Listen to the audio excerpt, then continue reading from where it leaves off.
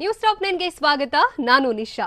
ದೋಸ್ತಿಯಾದರೂ ಕೈದಳ ಮಧ್ಯೆ ಮೈತ್ರಿ ಯುದ್ಧ ನಡೆದಿರೋದೇಕೆ? ದಳಪತಿ ವಿರುದ್ಧ ಸೈನಿಕ ಏಕವಚನದಲ್ಲೇ ವಾಗ್ದಾಳಿ ನಡೆಸಿದ್ದೇಕೆ?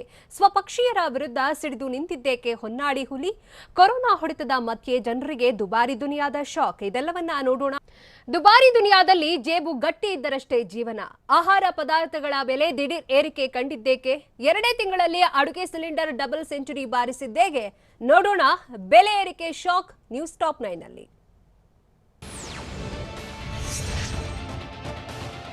ಜೇಬುಗಟ್ಟಿ ಇದ್ರಷ್ಟೇ ಇನ್ಮುಂದೆ ಜೀವನ. ಯಾಕಂದ್ರೆ ಇನ್ಮುಂದೆ ಹೊಟ್ಟೆ ತುಂಬಿಸಿಕೊಳ್ಳೋಕೆ ಭಾರಿ ಹಣ ಬೇಕಿದೆ.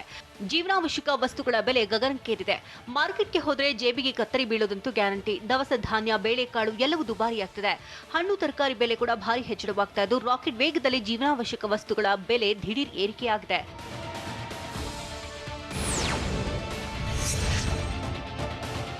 ಅಗತ್ಯ ವಸ್ತುಗಳು ಹಾಗೂ ಇಂಧನ ಬೆಲೆಯಲ್ಲಿ ಭಾರಿ ಏರಿಕೆಯಾಗಿದ್ದು ಪೆಟ್ರೋಲ್ ಡೀಸೆಲ್ ಬೆಲೆ ಏರಿಕೆ ಬೆನ್ನಲ್ಲೇ ಅಗತ್ಯ ವಸ್ತುಗಳು ದುಬಾರಿಯಾಗ್ತಿದೆ. ಅಡುಗೆ ಎಣ್ಣೆ, ಬೇಳೆಕಾಳು, ತರಕಾರಿ ಬೆಲೆಯಲ್ಲಿ ಭಾರಿ ಏರಿಕೆಯಾಗಿದೆ. ಜನಸಾಮಾನ್ಯರ ಜೇಬು ಸುಡ್ತಾ ಇದ್ದು ಆಹಾರ ವಸ್ತುಗಳ ಬೆಲೆ ಏರಿಕೆಯಾಗ್ತಿದೆ.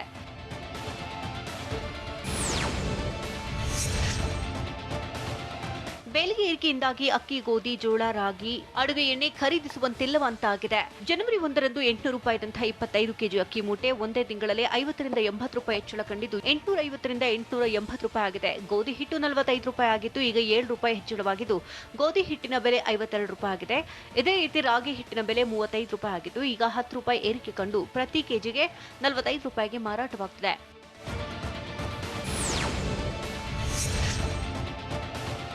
ಅಕ್ಕಿ, ಗೋಧಿ, ರಾಗಿ ಮಾತ್ರವಲ್ಲ ಬೇಳೆಕಾಳುಗಳು ಕೂಡ ಬಲು ದುಬಾರಿಯಾಗ್ತಿದೆ.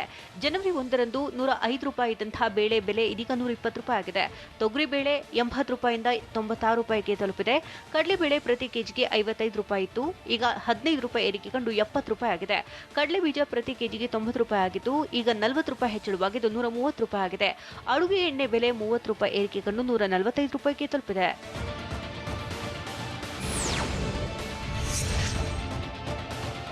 ಈರುಳ್ಳಿ ಬೆಲೆಯಲ್ಲಿ ಭಾರಿ ಏರಿಕೆ ಕಂಡಿದ್ದು ಗ್ರಾಹಕರ ಕಣ್ಣಲ್ಲಿ ನೀರು ಬರುವಂತಾಗಿದೆ. 1 ಕೆಜಿ ಈರುಳ್ಳಿ ಬೆಲೆ ಈ ವಾರ 40 ರಿಂದ 50 ರೂಪಾಯಿಗೆ ಏರಿಕೆಯಾಗಿ ಗ್ರಾಹಕರ ಕಣ್ಣಲ್ಲಿ ನೀರು ತರಿಸುವಂತಾಗಿದೆ. 15 ರೂಪಾಯಿ ಇದ್ದಂತಹ ಟೊಮ್ಯಾಟೊ ಬೆಲೆ ಇದೀಗ 25 ರೂಪಾಯಿಗೆ ಏರಿಕೆಯಾಗಿದೆ. ಇನ್ನು 30 ರೂಪಾಯಿ ಇದ್ದಂತಹ ಆಲೂಗೆಡ್ಡೆ ಬೆಲೆ ಈ ವಾರ 40 ರೂಪಾಯಿಗೆ ತಲುಪಿದೆ. ಹೂಕೋಸು, ಬೆಂಡೆಕಾಯಿ, ಹೀರೆಕಾಯಿ ಬೆಲೆ ಈ ವಾರ 60 ರೂಪಾಯಿಗೆ ಏರಿಕೆಯಾಗಿದೆ.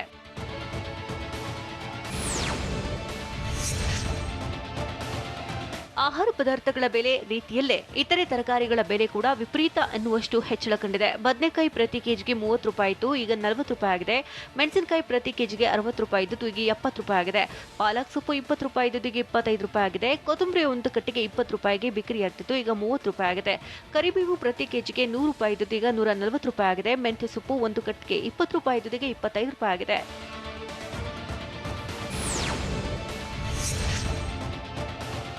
ದುಬಾರಿ ದುನಿಯಾದಿಂದ ಜೀವನ ನಡೆಸುವುದು ಕಷ್ಟವಾಗಿದೆ. ಬೆಲೆ ಏರಿಕೆಯಿಂದಾಗಿ ಅಡುಗೆ ಮನೆಗೂ ಬಿಗ್ ಶಾಕ್ ಎದುರಾಗಿದೆ. ಎಲ್ಪಿಜಿ ದರ ಏರಿಕೆಯಿಂದ ಅಡುಗೆ ಮಾಡೋದೇ ಕಷ್ಟ ಎನ್ನುವಂತಾಗಿದೆ. ಪೆಟ್ರೋಲ್, ಡೀಸೆಲ್ ದರ ಏರಿಕೆ ಬೆನ್ನಲ್ಲೇ ಒಂದೇ ತಿಂಗಳಲ್ಲಿ ಅಡುಗೆ ಅನಿಲ ದರ 100ರಷ್ಟು ಹೆಚ್ಚಳವಾಗಿದೆ.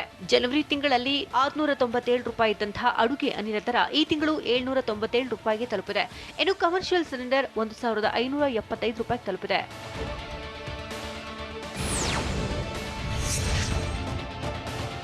2 ತಿಂಗಳಲ್ಲಿ ಅನಿಲ ದರ ಬರೋಬ್ಬರಿ 200 ರೂಪಾಯಿ ಏರಿಕೆ ಕಂಡಿದೆ. ಫೆಬ್ರವರಿ ತಿಂಗಳಲ್ಲೇ 3 ಬಾರಿ ಸಿಲಿಂಡರ್ ಬೆಲೆ ಹೆಚ್ಚಿಸಲಾಗಿದೆ. ಫೆಬ್ರವರಿ 4ರಂದು ಸಿಲಿಂಡರ್ಗೆ 25 ರೂಪಾಯಿ, ಫೆಬ್ರವರಿ 14ರಂದು 50 ರೂಪಾಯಿ, ಇದೀಗ ಮತ್ತೆ ಸಿಲಿಂಡರ್ಗೆ 25 ರೂಪಾಯಿ ಹೆಚ್ಚಿಸಿದೆ. ಒಂದೇ ತಿಂಗಳಲ್ಲಿ ಅಡುಗೆ ಅನಿಲ ದರ 100 ರೂಪಾಯಿ ಏರಿಕೆಯಾಗಿದ್ದು ಜನಸಾಮಾನ್ಯರು ಕಂಗಾಲಾಗಿದ್ದಾರೆ.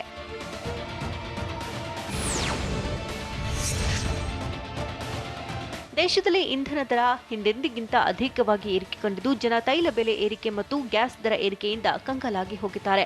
ಕಳೆದ ವರ್ಷ ಫೆಬ್ರವರಿ ಪೆಟ್ರೋಲ್ ಬೆಲೆ 85 ರೂಪಾಯಿ ಇತ್ತು, ಒಂದು ವರ್ಷದಲ್ಲಿ 9 ರೂಪಾಯಿ ಏರಿಕೆ ಕಂಡು 94 ರೂಪಾಯಿ ಆಗಿದೆ. ಕಳೆದ ವರ್ಷ 77 ರೂಪಾಯಿ ಇದ್ದಂತಹ ಡೀಸೆಲ್ ಬೆಲೆ ಇದೀಗ 10 ರೂಪಾಯಿ 60 ಪೈಸೆ ಏರಿಕೆ ಕಂಡು 87 ರೂಪಾಯಿ 60 ಪೈಸೆ ಆಗಿದೆ.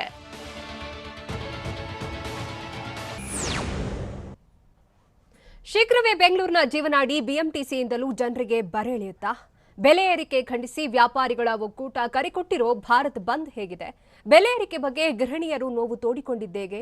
ನೋಡೋಣ ದುಬಾರಿ ದುನಿಯಾ ನ್ಯೂಸ್ ಟಾಪ್ 9 ನಲ್ಲಿ.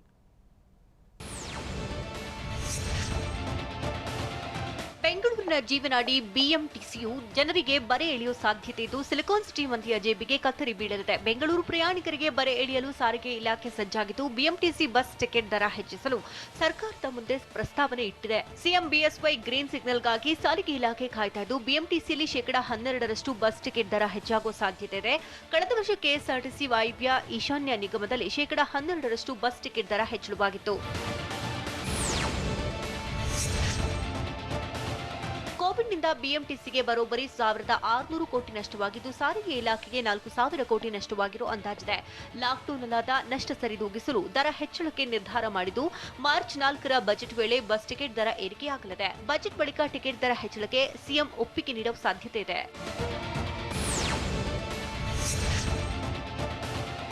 ಇಂಧನ, ತರಕಾರಿ, ಬಸ್ ಪ್ರಯಾಣ ದರ ಏರಿಕೆ ಜೊತೆಗೆ ರಾಜ್ಯದ ಜನರಿಗೆ ಕರೆಂಟ್ ಶಾಕ್ ಎದುರಾಗಿದೆ. ವಿದ್ಯುತ್ ದರ ಹೆಚ್ಚಳ ಮಾಡುವ ಬಗ್ಗೆ ಸರ್ಕಾರಕ್ಕೆ ಪ್ರಸ್ತಾವನೆ ಸಲ್ಲಿಸಿದ್ದು ಜನರಿಗೆ ಗಾಯದ ಮೇಲೆ ಬರೆ ಎಳೆಯಲು ಸರ್ಕಾರ ಮುಂದಾಗಿದೆ. 2020ರ ನವೆಂಬರ್ 3ರಿಂದ 1ರಿಂದ 30 ಯೂನಿಟ್ಗೆ ₹3.75 ಇದೆ. ಇದೀಗ 1ರಿಂದ 30 ಯೂನಿಟ್ಗೆ ₹4 ಏರಿಕೆಯಾಗಲಿದೆ. 31ರಿಂದ 100 ಯೂನಿಟ್ಸ್ಗೆ ಈವರೆಗೆ ₹5.25 ಪಡಿತಾ ಇದ್ರು. ಇದೀಗ 31ರಿಂದ 100 ಯೂನಿಟ್ಗೆ ₹5.45 ನಿಗದಿ ಮಾಡೋ ಸಾಧ್ಯತೆ ಇದೆ.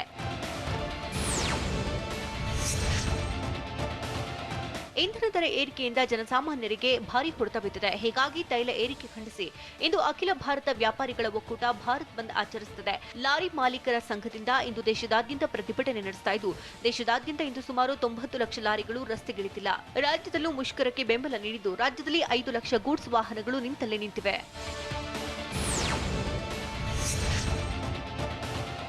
ವಿವಿಧ ಬೇಡಿಕೆ ಈಡೇರಿಕೆಗೆ ಆಗ್ರಹಿಸಿ ಇಂದು ಲಾರಿ ಮುಷ್ಕರ ನಡೀತಾ ಇದ್ದು ಒಂದು ದಿನದ ಸಾಂಕೇತಿಕ ಲಾರಿ ಮುಷ್ಕರಕ್ಕೆ ರಾಜ್ಯದಲ್ಲೂ ಬೆಂಬಲ ವ್ಯಕ್ತವಾಗಿದೆ. ಪೆಟ್ರೋಲ್, ಡೀಸೆಲ್ ದರ ಇಳಿಕೆ, ಇವಿ ಬಿಲ್ ವಾಪಸ್, ನೈಸ್ ರಸ್ತೆಯ ಟೋಲ್ಗಳಲ್ಲೂ ಫಾಸ್ಟ್ಯಾಗ್ ಅಳವಡಿಕೆ, ಇನ್ಶೂರೆನ್ಸ್ ಮೊತ್ತ ಕಡಿತ, ಮರಳು ನೀತಿ ಜಾರಿ ಸೇರಿದಂತೆ ವಿವಿಧ ಬೇಡಿಕೆ ಈಡೇರಿಕೆಗೆ ಆಗ್ರಹಿಸಿ ಲಾರಿ ಮುಷ್ಕರಕ್ಕೆ ಕರೆ ನೀಡಲಾಗಿದೆ.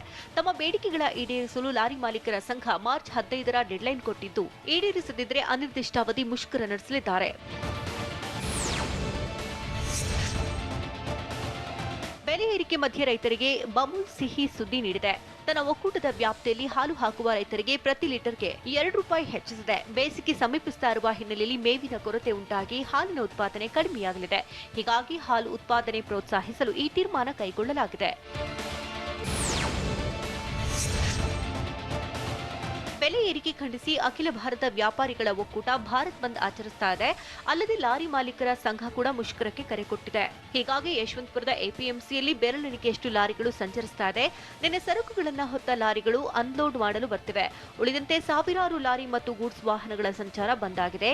ಎಪಿಎಂಸಿಯಲ್ಲಿ ಯಾವುದೇ ಅಂಗಡಿ ಮುಂಗಟ್ಟುಗಳ ಸಹ ಓಪನ್ ಆಗಿಲ್ಲ.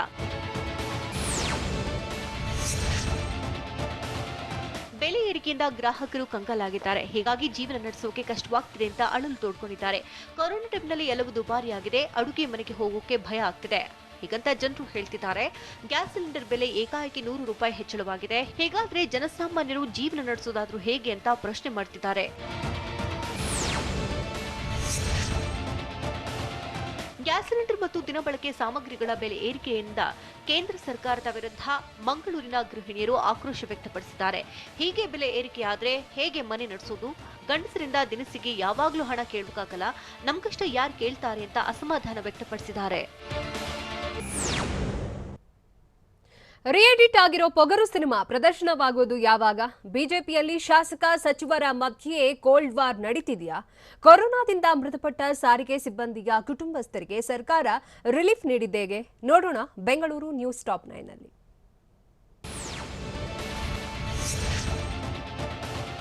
ಬಿಜೆಪಿಯಲ್ಲಿ ಸಚಿವರು ಮತ್ತು ಶಾಸಕರ ಮಧ್ಯೆ ಶೀತಲ ಸಮರ ಶುರುವಾಗಿದೆ. ಸಚಿವ ಡಾಕ್ಟರ್ ಕೆ ಸುಧಾಕರ್ ಶಾಸಕರ ಕೈಗೆ ಸಿಕ್ಕುವುದಿಲ್ಲ, ನಮ್ಮ ಸ್ವಾಭಿಮಾನಕ್ಕೆ ಧಕ್ಕೆಯಾದರೆ ಸುಮ್ಮನಿರುವುದಿಲ್ಲ ಅಂತ ರೇಣುಕಾಚಾರ್ಯ ಆಕ್ರೋಶ ವ್ಯಕ್ತಪಡಿಸಿದ್ದಾರೆ. ಕೆಲ ಸಚಿವರು ವರ್ತನೆ ಬದಲಾವಣೆ ಮಾಡಿಕೊಳ್ಬೇಕು. ಕೆ ಸುಧಾಕರ್ ನನ್ನ ಫೋನ್ ಸ್ವೀಕರಿಸ್ತಿಲ್ಲ, ಅವರು ಪಿಎಗಳು ಫೋನ್ ಸ್ವೀಕರಿಸ್ತಿಲ್ಲ, ಅವರೇನು ದೇವಲೋಕದಿಂದ ಇಳಿದು ಬಂದಿಲ್ಲ, 5ರಿಂದ 6 ಸಚಿವರು ಕೈಗೆ ಸಿಕ್ತಿಲ್ಲ, ಅವರೊಬ್ಬರಿಂದ ಸರ್ಕಾರ ಬಂದಿಲ್ಲ, ನಾವೇನು ಬಿಟ್ಟಿ ಗೆದ್ದು ಬಂದಿಲ್ಲ, 2 ಖಾತೆ ಬೇಕು ಅಂತ ಕೇಳೋಕ್ ಬರುತ್ತೆ, ಸಮಸ್ಯೆ ಬಗ್ಗೆ ಹರಿಸೋಕೆ ಆಗಲ್ವಾ ಅಂತ ರೇಣುಕಾಚಾರ್ಯ ಪ್ರಶ್ನೆ ಮಾಡಿದ್ರು. ನಮ್ಮ ಕಾರ್ಗೋ ಸೇವೆಗೆ ಮುಖ್ಯಮಂತ್ರಿ ಬಿಎಸ್ವೈ ಚಾಲನೆ ಕೊಟ್ಟಿದ್ದಾರೆ. ವಿಧಾನಸೌಧದಲ್ಲಿ ನಡೆದ ಕಾರ್ಯಕ್ರಮದಲ್ಲಿ ಸಚಿವರಾದ Laxman Savadi, Umesh Katti, doctor Sudhakar, KSRTC MD, BMTC MD ಉಪಸ್ಥಿತರಿದ್ದರು. ನಮ್ಮ ಕಾರ್ಗೋ ಸೇವೆ ನೀಡುವ ಐರಾವತ ಬಸ್ನಲ್ಲಿ ವಿಧಾನಸೌಧದಿಂದ ಮೆಜೆಸ್ಟಿಕ್ವರೆಗೆ ಸಚಿವ ಸವದಿ ಪ್ರಯಾಣ ಮಾಡಿದರು.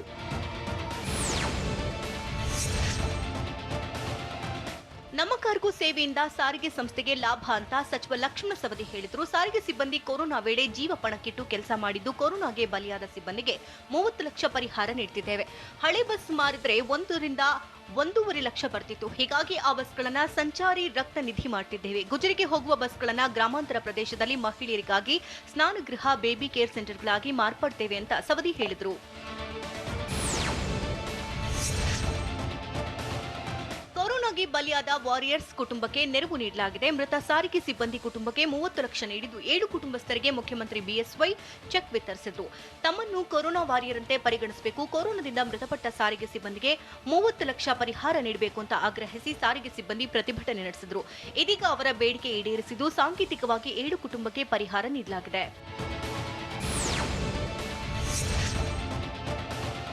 ಬೇಡಿಕೆ ಈಡೇರಿಸದೇ ಇದ್ರೆ ಮಾರ್ಚ್ 15ರಿಂದ ಅನಿರ್ದಿಷ್ಟಾವಧಿ ಮುಷ್ಕರ ನಡೆಸುತ್ತೇವೆ ಅಂತ ಲಾರಿ ಮಾಲೀಕರ ಸಂಘದ ಅಧ್ಯಕ್ಷ ಷಣ್ಮುಗಪ್ಪ ಹೇಳಿದ್ದಾರೆ. ಡೀಸೆಲ್ ಬೆಲೆ ಏರಿಕೆಗೆ 6 ತಿಂಗಳಿಂದ ಮನವಿ ಮಾಡ್ತಿದ್ದೇವೆ. ಆದರೆ ಸಿಎಂ ಬಿಎಸ್ವೈ ಬೆಲೆಯನ್ನ ಯಾಕೆ ಇಳಿಸ್ತಿಲ್ಲ ಗೊತ್ತಿಲ್ಲ. ಸ್ಕ್ರಾಪಿಂಗ್ ನೀತಿಯಿಂದ 1.65 ಲಕ್ಷ ಲಾರಿ ಮಾಲೀಕರು ಬೀದಿಗೆ ಬರ್ತಾರೆ. ಇ-ವೇ ಬಿಲ್ನಿಂದ ಲೋಡಿಂಗ್ ಅನ್ಲೋಡಿಂಗ್ ವೇಳೆ ಸಮಸ್ಯೆ ಆಗುತ್ತೆ. ನಮ್ಮ ಬೇಡಿಕೆಗಳ ಸಂಬಂಧ ಮಾರ್ಚ್ 5ರಂದು ಸಭೆ ನಡೆಸುತ್ತೇವೆ ಅಂತ ಷಣ್ಮುಗಪ್ಪ ಹೇಳಿದ್ದಾರೆ.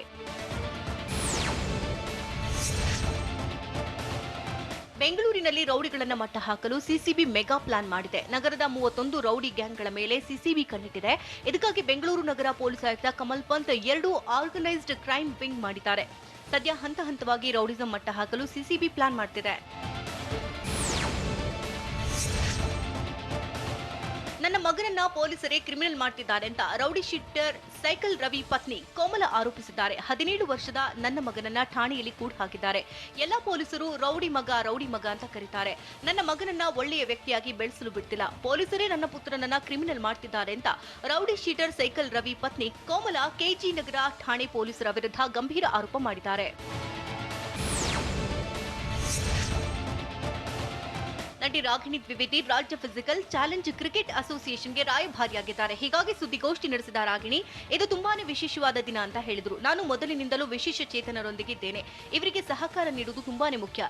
ದೇವರು ನಮ್ಮಲ್ಲಿ ಏನಾದರೂ ಕಡಿಮೆ ಮಾಡಿದ್ರೆ ಅದಕ್ಕಿಂತ ಹೆಚ್ಚಿದನ್ನ ಕೊಡ್ತಾನೆ ಅನ್ನೋದನ್ನ ಇವರನ್ನ ನೋಡಿದಾಗ ಗೊತ್ತಾಗುತ್ತೆ ಅಂತ ಹೇಳಿದ್ರು. ಸೀಸ್ ಮಾಡಿದ್ದ ಐಷಾರಾಮಿ ಕಾರುಗಳನ್ನ ಪೊಲೀಸರೇ ದುರ್ಬಳಕೆ ಮಾಡಿಕೊಂಡಿದ್ದೇಗೆ? ಜಿಲೆಟಿನ್ ಸ್ಫೋಟಗೊಂಡ ಹಿರೇನಾಗವಲ್ಲಿಯಲ್ಲಿ ಸ್ಥಳೀಯರು ಅಸಮಾಧಾನ ವ್ಯಕ್ತಪಡಿಸಿದ್ದೇಗೆ? ವನ್ಯಮೃಗಗಳ ಜೊತೆಗಿನ ಸಂಘರ್ಷದಿಂದ ವ್ಯಕ್ತಿ ಬಲಿಯಾಗಿದ್ದೆಲ್ಲಿ? ನೋಡೋಣ ದಕ್ಷಿಣ ಕರ್ನಾಟಕ ನ್ಯೂಸ್ ಟಾಪ್ 9 ನಲ್ಲಿ. ಮಂಗಳೂರು ಸಿಸಿಬಿ ವಶದಲ್ಲಿದ್ದ 3 ಐಷಾರಾಮಿ ಕಾರು ದುರ್ಬಳಕೆ ಪ್ರಕರಣಕ್ಕೆ ಸಂಬಂಧಿಸಿದಂತೆ ಸಿಐಡಿ ಡಿಜಿಪಿಗೆ ವರದಿ ಸಲ್ಲಿಸಿದೆ. ವಿಕಾಸ್ ಕುಮಾರ್ ಮಂಗಳೂರು ಆಯುಕ್ತರಾಗಿದ್ದಾಗ ಘಟನೆ ನಡೆದಿದ್ದು, 2 ಐಷಾರಾಮಿ ಕಾರುಗಳನ್ನು ಸಿಸಿಬಿ ಪೊಲೀಸರೇ ಬಳಸಿದ್ದು, ಬಳಿಕ 1 ಕಾರನ್ನು ಮಾರಾಟ ಮಾಡಿದ್ದಾರೆ ಅಂತ ಹೇಳಲಾಗಿದೆ. ಎಲಿಯೋ ಕನ್ಸ್ಟ್ರಕ್ಷನ್ಸ್ ಮತ್ತು ಬಿಲ್ಡರ್ ಪ್ರೈವೇಟ್ ಲಿಮಿಟೆಡ್ 30 ಕೋಟಿ ವಂಚಿಸಿದ ಕೇಸ್ಗೆ ಸಂಬಂಧಪಟ್ಟಂತೆ ಸಿಸಿಬಿ 3 ಐಷಾರಾಮಿ ಕಾರುಗಳನ್ನು ಸೀಸ್ ಮಾಡಿತ್ತು. 3 ಕಾರುಗಳನ್ನು ಮಂಗಳೂರು ಸಿಸಿಬಿ ವಶಕ್ಕೆ ಪಡೆದ ಬಳಿಕ ಪೊಲೀಸರೇ ತಮ್ಮ 2 ಕಾರು ಬಳಸಿ 1 ಕಾರನ್ನು ಮಾರಾಟ ಮಾಡಿದ್ದಾರೆ ಎನ್ನಲಾಗಿದೆ. ಅಕ್ರಮದಲ್ಲಿ ಭಾಗಿಯಾಗಿದ್ದ ಎಲ್ಲರೂ ಸದ್ಯ ವರ್ಗಾವಣೆಯಾಗಿದ್ದಾರೆ. ಮುಖ್ಯವಾಗಿ ಮಂಗಳೂರಿನ ಹಿಂದಿನ CCB PSI Kabbal Raj, narcotic inspector Ramakrishna, CCB ಸಿಬ್ಬಂದಿ ಆಶೀತ್ ಡಿಸೋಜಾ ರಾಜ ವಿರುದ್ಧ ಸಿಐಡಿ ವರದಿ ನೀಡಿದೆ. ಸದ್ಯ ಪ್ರಕರಣದ ತನಿಖೆ ಮುಂದುವರೆದಿದೆ. ಕಾಡಾನೆ ದಾಳಿಗೆ ಕಾರ್ಮಿಕ ಸಂದೀಪ್ ಬಲಿಯಾಗ್ತಾ ಇದ್ದಂತೆ ಸ್ಥಳದಲ್ಲಿ ನೂರಾರು ಜನ ಜಮಾಯಿಸಿದ್ದು ಅರಣ್ಯ ಇಲಾಖೆ ವಿರುದ್ಧ ಆಕ್ರೋಶ ವ್ಯಕ್ತಪಡಿಸಿದ್ದಾರೆ. ಸಿದ್ದಾಪುರ ಗ್ರಾಮದಲ್ಲಿ ನೂರಾರು ಕಾರ್ಮಿಕರು ಪ್ರತಿಭಟನೆ ನಡೆಸಿ ಶಾಶ್ವತ ಪರಿಹಾರಕ್ಕೆ ಆಗ್ರಹಿಸಿದ್ರು. ಈ ವ್ಯಾಪ್ತಿಯಲ್ಲಿ ಕಾಡಾನೆಗಳು ನಿರಂತರವಾಗಿ ದಾಳಿ ಮಾಡ್ತಿವೆ.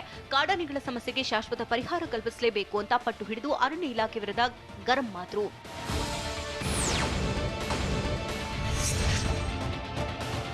ಬೆಂಗಳೂರು ಗ್ರಾಮಾಂತರ ಜಿಲ್ಲೆಯ ನೆಲಮಂಗಲದ ದೇವಾಂಗ ಬೀದಿಯಲ್ಲಿ ಮನೆಯೊಂದಕ್ಕೆ ಬೆಂಕಿ ತಾಗಿ ದಟ್ಟ ಹೊಗೆ ಆವರಿಸಿತು. ಮನೆ ಬದಿಯ ಚಿಮ್ನಿ ಒಲೆಯ ಪಕ್ಕದ ಸೌದೆ ರಾಶಿಗೆ ಬೆಂಕಿ ಹೊತ್ಕೊಂಡಿದ್ದು, ಪುಟ್ಟರಾಜು ಅನ್ನೋರಿಗೆ ಸೇರಿದ ಮನೆಯ 3ನೇ ಮಹಡಿಯಲ್ಲಿ ಹೊಗೆ ಕಾಣಿಸಿಕೊಂಡಿತು. ವಿಷಯ ತಿಳಿದು ಸ್ಥಳಕ್ಕೆ ಬಂದ ಅಗ್ನಿಶಾಮಕ ಸಿಬ್ಬಂದಿ ಬೆಂಕಿ ನಂದಿಸಿದ್ದಾರೆ. ನೆಲಮಂಗಲ ನಗರ ಠಾಣಾ ವ್ಯಾಪ್ತಿಯಲ್ಲಿ ಘಟನೆ ನಡೆದಿದೆ. ಮೈಸೂರು ಜಿಲ್ಲಾಧಿಕಾರಿ ರೋಹಿಣಿ ಸಿಂಧೂರಿ ಸರಳತೆ ಮೆರೆದಿದ್ದಾರೆ. ಪಂಕ್ಚರ್ ಆಗಿದ್ದ ಕಾರಿನ ಟೈರ್ ಬಿಚ್ಚಿ ತಮ್ಮ ಕೆಲಸವನ್ನ ತಾವೇ ಮಾಡಿಕೊಂಡಿದ್ದಾರೆ. ಕುಟುಂಬಸ್ಥರ ಜೊತೆ ಹೊರ ಹೋಗಿದ್ದಾಗ ಕಾರು ಪಂಕ್ಚರ್ ಆಗಿದ್ದು ಆಗ ಡಿಸಿ ಸಿಂಧೂರಿ ಕಾರಿಗೆ ಜಾಕ್ ಕೊಟ್ಟು ಟೈರ್ ಕಳಚಲು ಮುಂದಾಗಿದ್ದಾರೆ. ಈ ವೇಳೆ ಸ್ಥಳೀಯರೊಬ್ಬರು ಮೊಬೈಲ್ನಲ್ಲಿ ದೃಶ್ಯ ಸೆರೆ ಹಿಡಿದು ಡಿಸಿ ಮೇಡಂಗೆ ಸಹಾಯ ಮಾಡಿದ್ದಾರೆ. ಸದ್ಯ ವಿಡಿಯೋ ವೈರಲ್ ಆಗಿದೆ.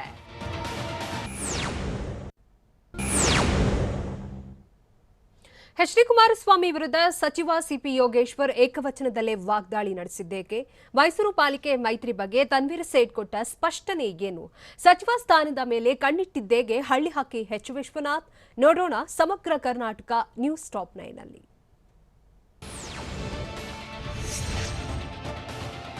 ಎಚ್.ಡಿ. ಕುಮಾರಸ್ವಾಮಿ ಹಾಗೂ ಸಚಿವ ಸಿಪಿ ಯೋಗೇಶ್ವರ್ ನಡುವೆ ವಾಕ್ಸಮರ ಮುಂದುವರೆದಿದೆ. ಎಚ್.ಡಿ. ಕುಮಾರಸ್ವಾಮಿ ಸಿಎಂ ಆಗಿದ್ದಾಗ ಜನರ ಕೈಗೆ ಸಿಗ್ತಿರ್ಲಿಲ್ಲ. ಬೆಳಗ್ಗೆ 6 ಗಂಟೆಗೆ ಹೋದ್ರೂ ಜನರನ್ನ ಮನೆಗೆ ಸೇರಿಸ್ತಿರ್ಲಿಲ್ಲ. ಅಧಿಕಾರ ಕಳ್ಕೊಂಡ ಮೇಲೆ 6 ಗಂಟೆಗೆ ಚನ್ನಪಟ್ಟಣಕ್ಕೆ ಬರ್ತಿದ್ದಾರೆ ಅಂತ ಎಚ್.ಡಿ.ಕೆ ವಿರುದ್ಧ ಏಕವಚನದಲ್ಲೇ ಸಿಪಿ ಯೋಗೇಶ್ವರ್ ವಾಗ್ದಾಳಿ ನಡೆಸಿದ್ದಾರೆ. ಜನರೆದುರು ದುರಹಂಕಾರ ನಡೆಯಲ್ಲ, ಅಭಿವೃದ್ಧಿ ಮಾಡಿದ್ರಷ್ಟೇ ಜನ ಮತ ಹಾಕ್ತಾರೆ ಅಂತ ಅವನಿಗೀಗ ಗೊತ್ತಾಗಿದೆ ಅಂತ ಚನ್ನಪಟ್ಟಣದಲ್ಲಿ ಸಿಪಿ ಯೋಗೇಶ್ವರ್ ಮಾತನಾಡಿದಂತಹ ವಿಡಿಯೋ ವೈರಲ್ ಆಗಿದೆ.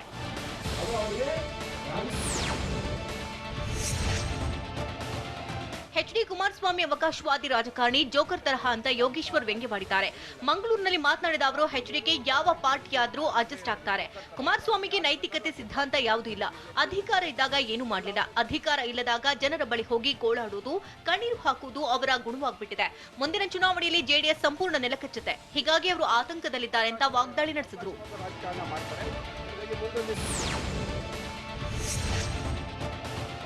ಮೈಸೂರು ಪಾಲಿಕೆಯಲ್ಲಿ ಜೆಡಿಎಸ್ ಕಾಂಗ್ರೆಸ್ ಮೈತ್ರಿ ವಿಚಾರಕ್ಕೆ ಸಂಬಂಧಿಸಿದಂತೆ ಶಾಸಕ ತನ್ವೀರ್ ಸೇಠ್ ಮಾತನಾಡಿದ್ದಾರೆ. ಕಾಂಗ್ರೆಸ್ ಪಕ್ಷಕ್ಕಾಗಿ ನಾನು ನಿರ್ಧಾರ ತೆಗೆದುಕೊಂಡಿದ್ದೇನೆ. ನಾನು ಯಾವುದೇ ತಪ್ಪು ಮಾಡಿಲ್ಲ ಅಂತ ತನ್ವೀರ್ ಸೇಠ್ ಹೇಳ್ತಾರೆ. ನನಗೆ ನೋಟಿಸ್ ನೀಡುವ ಬಗ್ಗೆ ಯಾರು ಹೇಳಿಲ್ಲ. ನೋಟಿಸ್ ನೀಡಿದರೆ ಅದಕ್ಕೆ ತಕ್ಕ ಉತ್ತರ ಕೊಡ್ತೇನೆ. ಯುದ್ಧ ಕಾಲದಲ್ಲಿ ಶಸ್ತ್ರಾಭ್ಯಾಸ ಯಾರು ಮಾಡ್ತಾರೆ ಅಂತ ಪ್ರಶ್ನಿಸಿದ ತನ್ವೀರ್ ಎಲ್ಲವನ್ನ ಕೆಪಿಸಿಸಿ ಅಧ್ಯಕ್ಷರ ಗಮನಕ್ಕೆ ತರ್ತೇನೆ ಅಂತ ತಿಳಿಸಿದ್ದಾರೆ.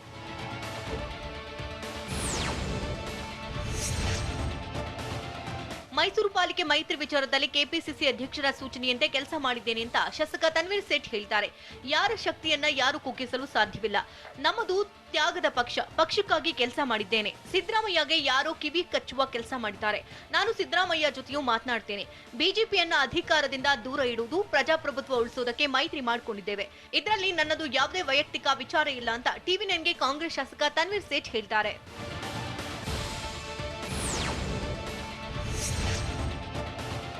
ಮೈಸೂರು ಮಹಾನಗರ ಪಾಲಿಕೆಯ ಮೈತ್ರಿಯ ವಿಚಾರಕ್ಕೆ ಸಂಬಂಧಪಟ್ಟಂತೆ ಕೆಪಿಸಿಸಿ ವಕ್ತಾರ ಲಕ್ಷ್ಮಣ್ ಜೆಡಿಎಸ್ ವಿರುದ್ಧ ಹರಿಹಾಯ್ದಿದ್ದಾರೆ. ಜೆಡಿಎಸ್ ನಾಟಕ ಆಡಿಕೊಂಡು ಅಧಿಕಾರ ಪಡೆದಿದೆ ಅಂತ ಆರೋಪ ಮಾಡಿದ್ದಾರೆ. ಮಾಜಿ ಸಿಎಂ ಕುಮಾರಸ್ವಾಮಿ ಸಿದ್ದರಾಮಯ್ಯ ಹೇಳಿಕೆಯನ್ನು ಮುಂದಿಟ್ಟುಕೊಂಡು ಆಟ ಆಡಿದ್ರು. ಜೆಡಿಎಸ್ಗೆ ಯಾವುದೇ ತತ್ವ ಸಿದ್ಧಾಂತವಿಲ್ಲ. ಇಡೀ ದೇಶದಲ್ಲಿ ಕಾಂಗ್ರೆಸ್ ಏನ್ ಹೇಳುತ್ತೋ ಹಾಗೆ ನಡೆದುಕೊಂಡಿದೆ. ಅದೇ ರೀತಿ ಈ ಬಾರಿ ಕಾಂಗ್ರೆಸ್ಗೆ ಮೇಯರ್ ಸ್ಥಾನ ಕೊಡಬೇಕಿತ್ತು ಅಂತ ಜೆಡಿಎಸ್ ವಿರುದ್ಧ ವಾಗ್ದಾಳಿ ನಡೆಸಿದ್ದಾರೆ.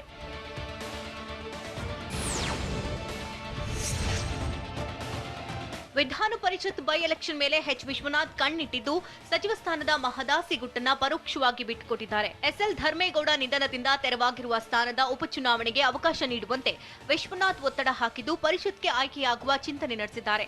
ನಾಮಪತ್ರ ಸಲ್ಲಿಸಲು ಮಾರ್ಚ್ 4ರವರೆಗೆ ಕಾಲಾವಕಾಶವಿದ್ದು ಪರಿಷತ್ಗೆ ಆಯ್ಕೆಯಾಗಲು ಎಚ್ ವಿಶ್ವನಾಥ್ ತಂತ್ರಗಾರಿಕೆ ಹೆಣೆದಿದ್ದಾರೆ.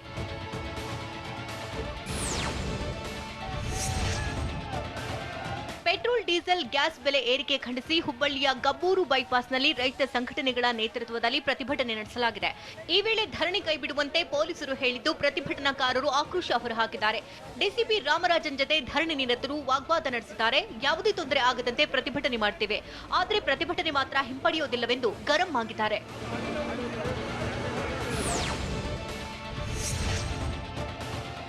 ಮಂಡ್ಯ ಜಿಲ್ಲೆಯ ಮದ್ದೂರು ತಾಲೂಕಿನ ಹರಳಕೆರೆ ಗ್ರಾಮದಲ್ಲಿ ತೋಟದ ಮನೆಯಲ್ಲಿದ್ದ ದಂಪತಿ ಬೆದರಿಸಿ ದುಷ್ಕರ್ಮಿಗಳು ದರೋಡೆ ಮಾಡಿದ್ದಾರೆ. ತಡರಾತ್ರಿ ಮಚ್ಚು ಲಾಂಗ್ ಹಿಡಿದು ಅಶ್ವಥ್ ಮನೆಗೆ ನುಗ್ಗಿದ ಗ್ಯಾಂಗ್ ಬೆದರಿಸಿ ಹಣ, ಚಿನ್ನ ದೋಚಿದ್ದಾರೆ. ದರೋಡೆಗೆ ಒಳಗಾದ ವ್ಯಕ್ತಿ ಅಶ್ವಥ್ ಮಂಡ್ಯದ ಕುಖ್ಯಾತ ರೌಡಿ ಅಶೋಕ್ ಪೈ ಸಂಬಂಧಿಯಾಗಿದ್ದಾರೆ. ದರೋಡೆಕೋರರು ಅಶೋಕ್ಗಾಗಿ ಹುಡುಕಾಟ ನಡೆಸಿದ ಬಳಿಕ ಮನೆ ದೋಚಿದ್ದಾರೆ. ಕೊಪ್ಪ ಠಾಣಾ ವ್ಯಾಪ್ತಿಯಲ್ಲಿ ಘಟನೆ ನಡೆದಿದೆ.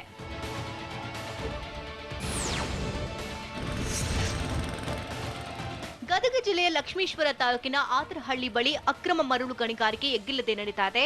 ದಂಧೆಕೋರರು ಮರಳು ಲೂಟಿ ಮಾಡ್ತಿದ್ರು, ಆಫೀಸರ್ ಸೈಲೆಂಟ್ ಆಗಿದ್ದಾರೆ ಅಂತ ಸ್ಥಳೀಯರು ಆರೋಪ ಮಾಡಿದ್ದಾರೆ. ಜವಳು ಪ್ರದೇಶ, ಬೆಟ್ಟಗಳ ಕೆಳಗೆ ರೈತರ ಜಮೀನುಗಳಲ್ಲಿ ಮರಳನ್ನ ದೋಚಲಾಗ್ತಾ ಇದ್ದು ಟ್ರ್ಯಾಕ್ಟರ್ನಲ್ಲಿ ತುಂಬಿ ಪಂಪ್ಸೆಟ್ ಮೂಲಕ ಫಿಲ್ಟರ್ ಮಾಡಿ ಮಾರಾಟ ಮಾಡಲಾಗ್ತಿದೆ ಅಂತ ಸ್ಥಳೀಯರು ಗರಂ ಆಗಿದ್ದಾರೆ. ಅಕ್ರಮ ಮರಳುಕೋರರಿಗೆ ಬ್ರೇಕ್ ಹಾಕಬೇಕು ಅಂತ ಜನ ಒತ್ತಾಯಿಸಿದ್ದಾರೆ. ರಾಜ್ಯದ 4 ಕ್ಷೇತ್ರಗಳ ಬೈ ಎಲೆಕ್ಷನ್ಗೆ ಇಂದೇ ಮುಹೂರ್ತ ಫಿಕ್ಸ್ ಆಗುತ್ತಾ? ಮುಖೇಶ್ ಅಂಬಾನಿ ಮನೆಗೆ ಹೆಚ್ಚಿನ ಭದ್ರತೆ ಒದಗಿಸಿದ್ದು ಯಾಕೆ? ಬಿಜೆಪಿಗೆ ರಾಬರ್ಟ್ ವಾದ್ರಾ ತಿರುಗೇಟು ಕೊಟ್ಟಿದ್ದು ಯಾಕೆ? ಬಾಲಿವುಡ್ ಹ್ಯಾಂಡ್ಸಮ್ ಹೀರೋ ಹೃತಿಕ್ಗೆ ಕಂಗನಾ ಕಂಟಕವಾಗ್ತಿರೋದು ಹೇಗೆ? ನೋಡೋಣ ನ್ಯಾಷನಲ್ ನ್ಯೂಸ್ ಟಾಪ್ 9 ನಲ್ಲಿ.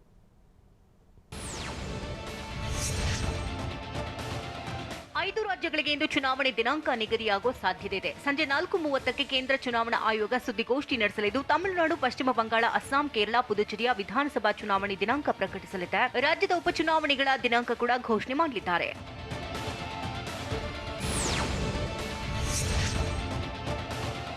ಮುಖೇಶ್ ಅಂಬಾನಿ ನಿವಾಸದ ಬಳಿ ಬಿಗಿ ಬಂದೋಬಸ್ತ್ ಮಾಡಲಾಗಿದೆ. ಸ್ಫೋಟಕ ವಸ್ತುಗಳಿದ್ದ ಕಾರು ಪತ್ತೆ ಹಿನ್ನೆಲೆಯಲ್ಲಿ ಬಿಗಿ ಭದ್ರತೆ ಕಲ್ಪಿಸಲಾಗಿದೆ.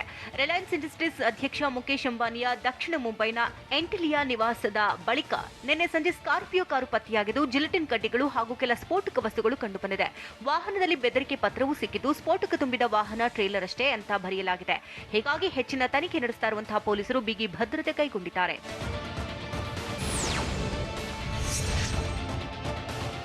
ಕೇರಳ ರೈಲ್ವೆ ನಿಲ್ದಾಣದಲ್ಲಿ 117 ಜಿಲೆಟಿನ್ ಕಡ್ಡಿಗಳು ಪತ್ತೆಯಾಗಿದ್ದು ಭಾರಿ ಆತಂಕಕ್ಕೆ ಕಾರಣವಾಗಿದೆ. ಕೋಝಿಕೋಡ್ ರೈಲ್ವೆ ನಿಲ್ದಾಣದಲ್ಲಿ 117 ಜಿಲೆಟಿನ್ ಕಡ್ಡಿಗಳು ಹಾಗೂ 350 ಡಿಟೋನೇಟರ್ಗಳನ್ನು ರೈಲ್ವೆ ಪ್ರೊಟೆಕ್ಷನ್ ಫೋರ್ಸ್ ವಶಕ್ಕೆ ಪಡೆದಿದ್ದು, ಸ್ಫೋಟಕ ಸಾಗಿಸ್ತಾ ಇದ್ದ ಮಹಿಳೆಯನ್ನು ಬಂಧಿಸಲಾಗಿದೆ. ಮಹಿಳೆಯನ್ನು ಪೊಲೀಸರು ತೀವ್ರ ವಿಚಾರಣೆಗೆ ಒಳಪಡಿಸಿದ್ದಾರೆ.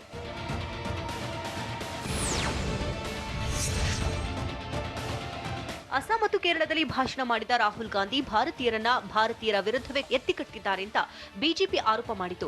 ಇದಕ್ಕೆ ತಿರುಗೇಟು ಕೊಟ್ಟಿರತಕ್ಕಂತ ರಾಬರ್ಟ್ ವಾದ್ರಾ, ರಾಹುಲ್ ಗಾಂಧಿ ಯಾರಿಗೂ ನೋವುಂಟು ಮಾಡುವಂತೆ ಮಾತನಾಡಿಲ್ಲ ಅಂತ ಹೇಳಿದ್ರು. ರಾಹುಲ್ ಗಾಂಧಿ ತಟಸ್ಥರಾಗಿದ್ದು ಭಾರತವನ್ನ ಒಂದಾಗಿ ನೋಡ್ತಾರೆ, ಎಲ್ಲರನ್ನ ಪ್ರೀತಿಸ್ತಾರೆ. ಅವರ ಪರವಾಗಿ ಮಾತನಾಡಿದ ಕಾರಣಕ್ಕೆ ಸರ್ಕಾರ ನಮ್ಮನ್ನ ರಾಷ್ಟ್ರ ವಿರೋಧಿ ಅಂತ ಕರೆಯುತ್ತೆ ಅಂತ ವಾಗ್ದಾಳಿ ನಡೆಸಿದ್ರು.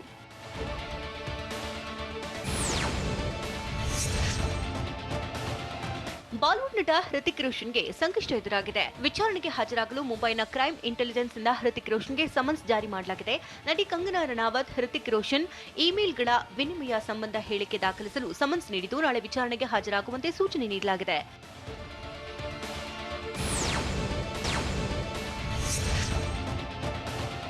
ಆಂಧ್ರದ ತಿರುಮಲ ದೇವಸ್ಥಾನದಲ್ಲಿ ಭಾರೀ ಆದಾಯ ಸಂಗ್ರಹವಾಗಿದೆ. ಕಳೆದ 24 ಗಂಟೆಗಳಲ್ಲಿ ಹುಂಡಿಯಲ್ಲಿ 3.31 ಕೋಟಿ ರೂಪಾಯಿ ಕಾಣಿಕೆ ಸಮರ್ಪಿಸಲಾಗಿದೆ. 54,096 ಭಕ್ತರಿಂದ ಬಾಲಾಜಿಯ ದರ್ಶನ ಪಡೆದಿದ್ದು, 26,752 ಭಕ್ತರು ಬಾಲಾಜಿಗೆ ಮುಡಿ ಸಮರ್ಪಣೆ ಮಾಡಿದ್ದಾರೆ.